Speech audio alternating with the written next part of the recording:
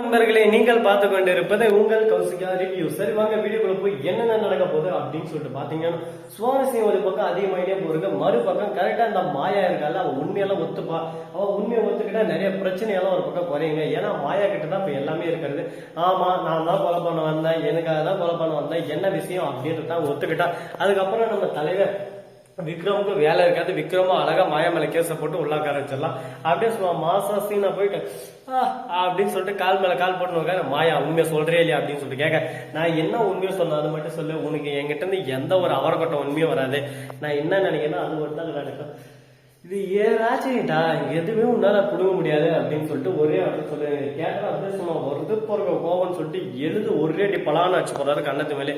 நானும் போனா போகுது நான் பாத்துருந்தா இன்னும் உன் இஷ்டத்துக்கு பேசி போயிட்டே இருக்கான், உன் இஷ்டத்துக்கு பேசுறதுக்கெல்லாம் கேட்டான்ல, நான் என்ன கேட்கணும் அதை தான் நீ சொல்லணும் அப்படின்னு சொல்லிட்டு கேட்க உடனே மாயா என்ன விக்ரம் பழையதெல்லாம் மறந்துட்டு போல, எல்லாமே மறந்துட்டு பேசினிருக்கேன் அப்படி இப்படின்னு சொல்லிட்டு கேட்க உடனே அந்த கதையெல்லாம் விட்டுரு, இந்த கதையை மட்டும் பேச தேவையில்லாம நேரத்துக்கு அப்பு கதையா நீ இழுத்துனுறேன், அதெல்லாம் யாரும் நீ இழுத்து சொல்லிப்ப அப்படின்னு சொல்லிட்டு சொல்ல உடனே மாயா சைலண்டா இருப்பாங்க. அந்த இடத்துல உட்காந்துறாங்க. உடனே போலீஸ் போடுங்களா லேடி அப்படின்னு சொல்லிட்டு சொல்லலாம்.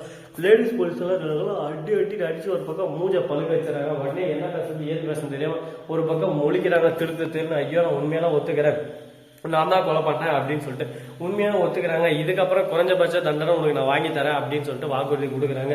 நீ வாக்குறுதி கொடுத்தாலும் ஒரு அவர்கட்டையும் கொடுத்தாலும் அதெல்லாம் நானே பாத்துக்கிறேன் அப்படின்னு சொல்லிட்டு ஒரே வார்த்தை சொல்லிடுறாங்க. இதுக்கப்புறம் என்ன நடக்க போகுது அப்படின்னு சொல்லிட்டு பாத்தீங்கன்னா, நான் ஜட்ஜு கிட்ட போயிட்டு இதெல்லாம் நான் பண்ணல அப்படின்னு சொல்லிட்டு சொல்றேன். இவங்க வற்புறுத்தி சொல்ல வச்சாங்க, அதனாலதான் சொன்னேன் அப்படின்னு சொல்லிட்டு வார்த்தை சொல்லிட்டு சொல்றாங்க. எதுக்காக இந்த மாதிரி பண்ற அப்படின்னு சொல்லிட்டு கேட்டா, நீ உங்ககிட்ட தெரியணும் எல்லாமே, உன்னால ஒரு மயிரையை நான் கொடுக்க முடியாது உனக்கு தெரியணும், அதுக்காக தான் இது எல்லாமே நான் பண்ணிருக்கேன் அப்படின்னு சொல்லிட்டு சொல்றாங்க.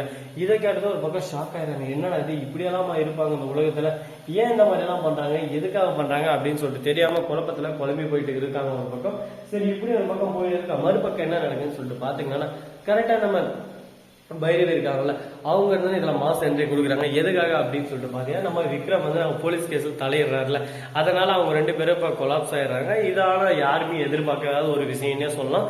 சரி இப்படி ஒரு பக்கம் போயிட்டு இருக்கா, மறுபக்கம் நம்ம இனிய எக்ஸாம் வெட்டிட்டியா சூப்பர் கூட நீ எதை டிக் பண்ணிக்க பாக்கலாம்னு சொல்லி எல்லாத்தையும் பார்த்தா எல்லாமே கரெக்ட், 100க்கு 100 நீ கண்டிப்பா கெத்து காட்ட போறீ டாக்டர் ஆயிடுவேன் அப்படின்னு சொல்லிட்டு சொல்றாங்க. உடனே அவன் எனக்கு சந்தோஷமா இருக்கேன், கையும் ஓடல காலும் ஓடல, எங்க போய் நான் சொல்றேன் அப்படின்னு சொல்லிட்டு தெரியாம ஒரு பக்கம் துள்ளி குதிக்கிறாங்க. ஆனந்தத்துல குதிச்சு ஓடுறாங்க ஒரு பக்கம்.